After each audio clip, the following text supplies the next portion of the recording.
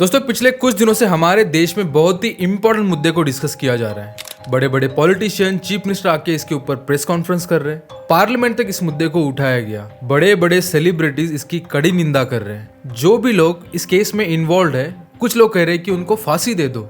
पूरे देश भर में उनके ऊपर एफआईआर पे एफआईआर हो रही है और एक स्टेट की पुलिस दूसरे स्टेट में जाकर इस केस को उलझाने की कोशिश कर रही है।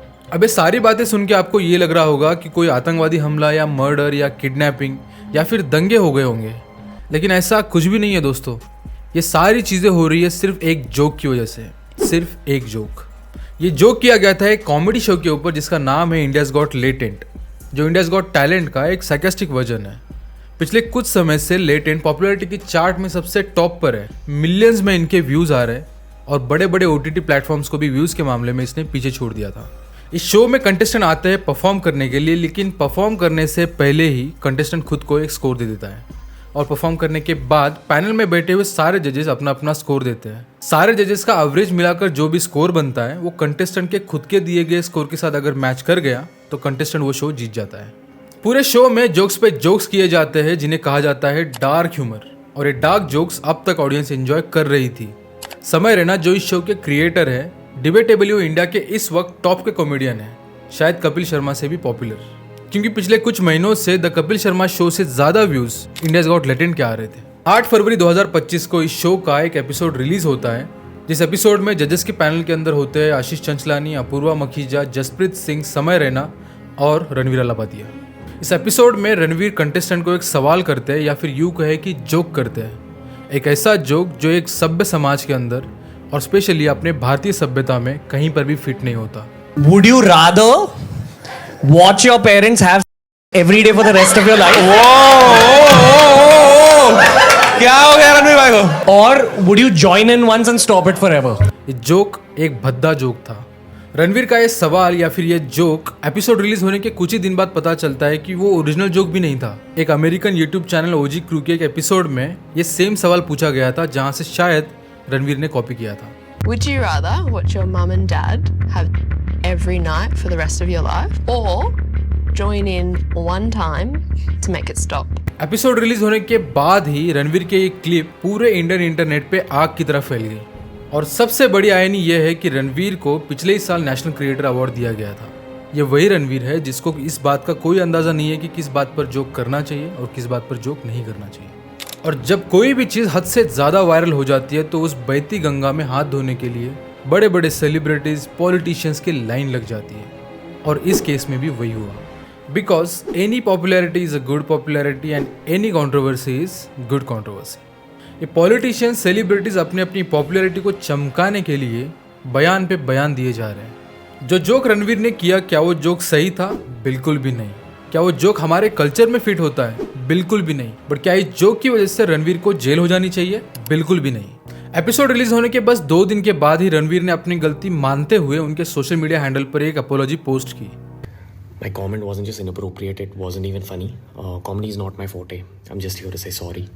और उसी रात आसाम के चीफ मिनिस्टर हिमंता बिस्वा शर्मा ने एक ट्वीट किया जिसमें उन्होंने लिखा कि अपूर्वा, रणवीर और समय पर एफआईआर की जा रही है और गुवाहाटी पुलिस मुंबई पुलिस के साथ मिलकर इस मैटर को इन्वेस्टिगेट करेगी।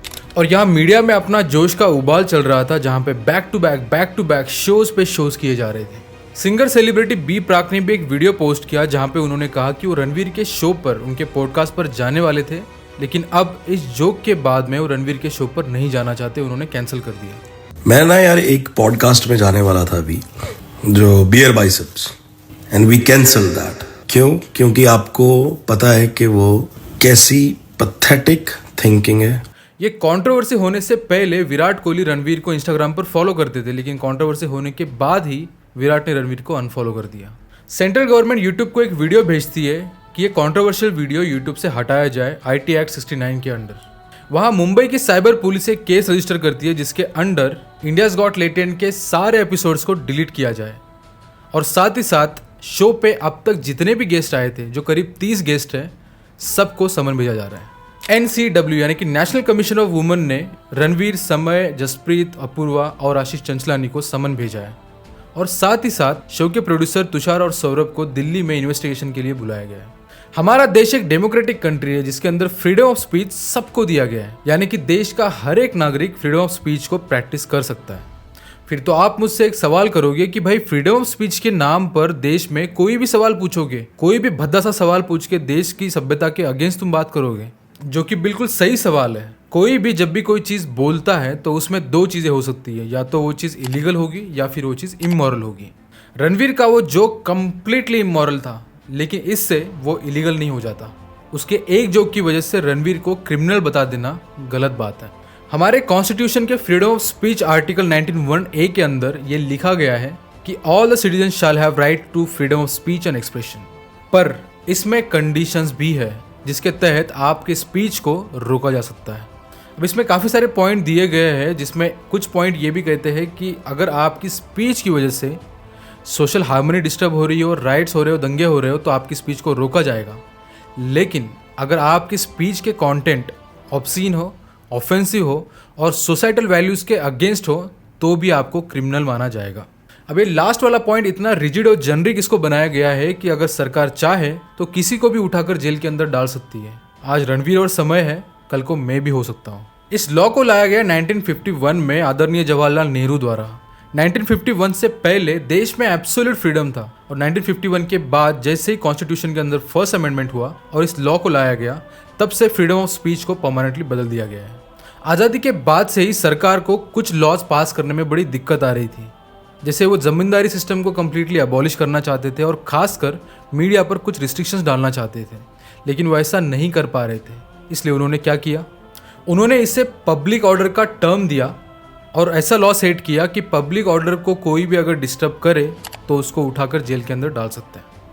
अब इतना बड़ा लॉ लेकर अगर सरकार आती है तो जाहिर सी बात है कि ऑपोजिशन वाले तो हल्ला मचाएंगे ही। और ठीक ऐसे ही हुआ, अपोजिशन पार्टी ने हल्ला मचा दिया। लेकिन जवाहरलाल नेहरू ने इसको कैसे जस्टिफाई किया पता है? उन्होंने ये जस्टिफिकेशन दिया कि आजकल के मीडिया वाले हमारे देश के युवाओं को भड़का रहे हैं, भटका रहे हैं और इसलिए इस लॉ का आना बहुत ज़रूरी है। ये बात थी 1951 की और आज है 2025 और आज तक कुछ नहीं बदला है। फ्रीडम ऑफ स्पीच के नाम पर उस वक्त मीडिया वालों को डिस्टर्ब किया जा रहा था, आज बस मीडिया की जगह सोशल मीडिया आ चुका है। और आज भी 2025 में वो सेम चीज़ रिपीट हो रही है, जहां पॉलिटिशियंस आकर ये कह रहे हैं कि आजकल के मीडिया वाले या फिर सोशल मीडिया इन्फ्लुएंसर्स रणवीर, समय, देश के युवाओं को भड़का रहे हैं, गलत दिशा में लेके जा रहे हैं। इसलिए फ्रीडम ऑफ स्पीच का वायलेशन हो रहा है और डालो सालों को जेल के अंदर। और जेल के अंदर क्यों डालो? उनका क्राइम क्या है? सिर्फ एक जोक। मुझे पर्सनली रणवीर का वो जोक बिल्कुल भी अच्छा नहीं लगा, लेकिन मुझे या आपको वो जोक अच्छा ना लगने की वजह से वो इलीगल नहीं हो जाता, वो इमोरल ज़रूर हो जाता है। अपने देश के सिस्टम्स का दोगलापन तो देखो कि एनिमल मूवी का ये वाला सीन जहाँ एक एक्टर एक एक्ट्रेस को कहता है लिक माई शूज़ और पूरी फिल्म इंडस्ट्री इसको एंजॉय करती है, इसकी वाहवाही करती है और इनको अवार्ड्स भी दिए जाते हैं। चलो वो भी छोड़ो, एकता कपूर को पद्मश्री अवार्ड से सम्मानित किया गया। नथिंग अगेंस्ट एकता कपूर, लेकिन एकता कपूर क्या चलाती है पता है आपको? ये वाला ऐप ऑल्ट बालाजी, जहाँ पर सॉफ्ट पॉर्न बिकता है। अब इस यूट्यूबर को ही देख लो, इसने लेटेंट के काफ़ी सारे एपिसोड्स को एंजॉय किया है। उसके जोक्स को वो अपने एक शो पे गेस्ट के साथ डिस्कस करता, ठहाके लगाता। अभी हमको समय रहना बहुत पसंद है। हाँ वो भी अच्छा है, वो पर थोड़ा सा वैसा कॉमेडी करता है। कैसी? डार्क कॉमेडी पर हाँ मैं देखता हूँ। और वो एक वो महीप सर है। अरे सर मम्मी कैसी है? मम्मी कैसी है? लेकिन जैसे ये कंट्रोवर्सी हुई, उसने समय और उसके शो को क्रिटिसाइज करने में कोई कमी नहीं छोड़ी। ऐसे कंटेंट पर ताली नहीं, तमाचा चाहिए। डार्क कॉमेडी के नाम पर माता पिता के बारे में छिछली गंदी बातें करना। मेरी प्रॉब्लम है ये हिपोक्रेसी। जब दिख रहा है कि ये वाली फिल्म गलत है, इस सेलिब्रिटी ने गलत किया है, फिर भी उन पर कोई एक्शन नहीं होता, उनको कोई क्रिटिसाइज नहीं किया जाता। पर वही रणवीर और उनके जैसे छोटे यूट्यूबर्स जब कोई गलत जोक कर दे तो उसको इतना इंटेंसिफाई कर देते हैं, क्योंकि कमज़ोर कड़ी पर हर कोई वार करना चाहता है। और सच मानो तो हमारे देश में इससे बड़े बड़े प्रॉब्लम्स है जिनको एड्रेस करना बहुत इंपॉर्टेंट है। Air pollution, education, health care, भूखमरी जैसी समस्या हमारे देश में आज भी कॉमन है, उनको एड्रेस करना इससे भी ज़्यादा इंपॉर्टेंट है। जब भी हमारे देश में कुछ गलत होता है तो देश के पॉलिटिशियंस, सेलिब्रिटीज़ कैमरा के सामने आने से डरते हैं। जैसे अतुल सुभाष का case, Kolkata rape and murder case, Chhattisgarh के जर्नलिस्ट का मर्डर केस, इन सब में एक चीज़ कॉमन है कि किसी पॉलिटिशियंस ने इसके बारे में ना तो ट्वीट किया, ना ही पार्लियामेंट में इस मुद्दे को मजबूती के साथ उठाया गया। दोस्तों कोई भी कंटेंट क्रिएटर को एक चीज़ तो बड़ी क्लियर होती है कि अगर व्यूज़ लेके आने हैं, पॉपुलर होना है, तो सबसे शॉर्टेस्ट इन्वेस्टमेंट होता है कंट्रोवर्सीज।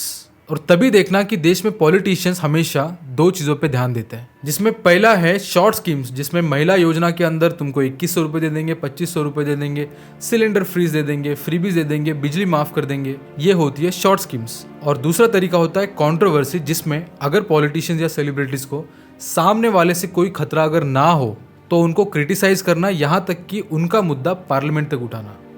शिवसेना के सांसद नरेश मस्के ने इस पूरे मुद्दे को, इस कंट्रोवर्सी को पार्लियामेंट में उठाया। अब थोड़ा सा फ्लैशबैक में जाते हैं। 2020 में जब सुशांत सिंह राजपूत की डेथ हुई थी, तब सिस्टम की तरफ से शायद उतना रिस्पांस नहीं आया था। इनफैक्ट उस पूरे केस में आखिर में क्या रिजल्ट हुआ वो किसी को भी नहीं पता। सुशांत के केस में ऐसा कहा जा रहा था कि पॉलिटिशियंस में से ही कुछ लोग उसमें इन्वॉल्व है, इसलिए सिस्टम की तरफ से शायद उतना स्ट्रॉन्ग रिस्पांस उसको मिला नहीं। लेकिन लेटेंट की कंट्रोवर्सी में पॉलिटिशियंस को कोई नुकसान नहीं है, इसलिए इतना स्ट्रॉन्ग रिस्पांस दिया जा रहा है।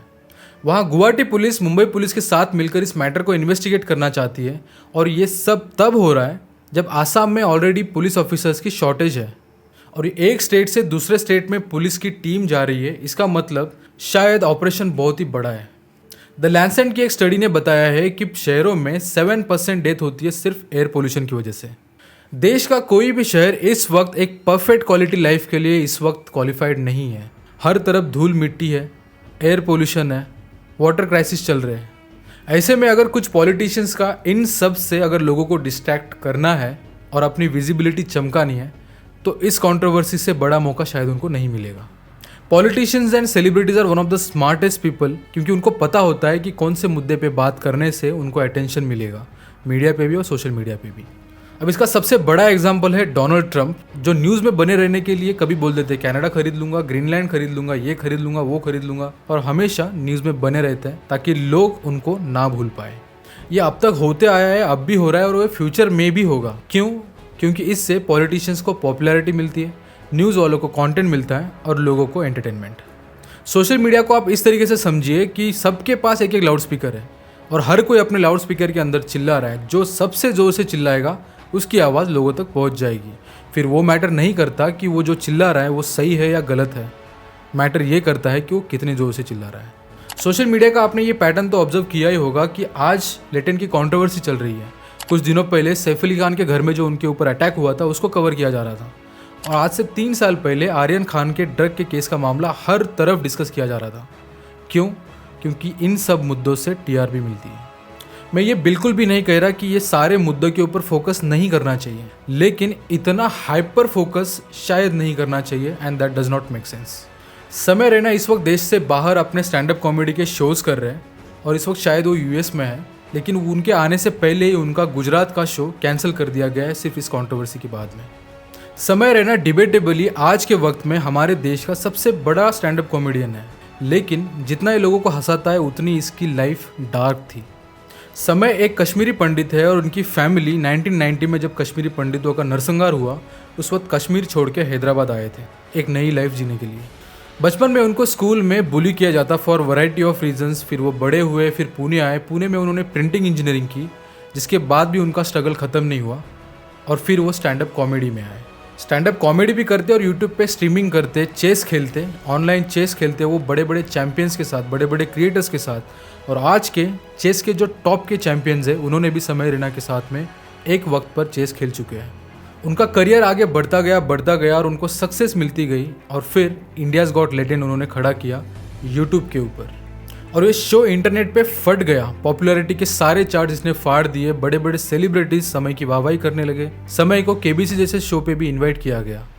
उनको सक्सेस पे सक्सेस मिले, but when everything is coming at your way then something is wrong. उनकी डार्क कॉमेडी, उनका डार्क ह्यूमर इतना आगे बढ़ गया कि वो एक सभ्य समाज को पसंद नहीं आया, और ये कंट्रोवर्सी हो गई। रणवीर को कहा जा रहा है कि वो इस वक्त फरार है, अनट्रेसेबल है, लेकिन उन्होंने सोशल मीडिया पे आकर अपनी सफाई दी कि वो इस वक्त फरार नहीं है, बस डरे हुए हैं क्योंकि लोग उनको कॉन्स्टेंटली डेथ थ्रेट्स दे रहे हैं, और वो पुलिस के साथ कोऑपरेट करने के लिए रेडी है, और इंडियन कॉन्स्टिट्यूशन और लॉ एंड ऑर्डर में वो बिलीव करते हैं। रणवीर की मदर के क्लिनिक में कुछ लोग नकली पेशेंट्स बनकर जा रहे हैं इन्फॉर्मेशन निकलवाने के लिए। ये सारी चीज़ें उनके फैमिली तक पहुंच गई, इसलिए वो डरे हुए हैं इस वक्त, और इसी कारण शायद उनका फ़ोन बंद आ रहा है। समय को दी गई टाइमलाइन अब 10 मार्च तक एक्सटेंड कर दी गई है ताकि वो यूएस में अपना शो करके वापस आए।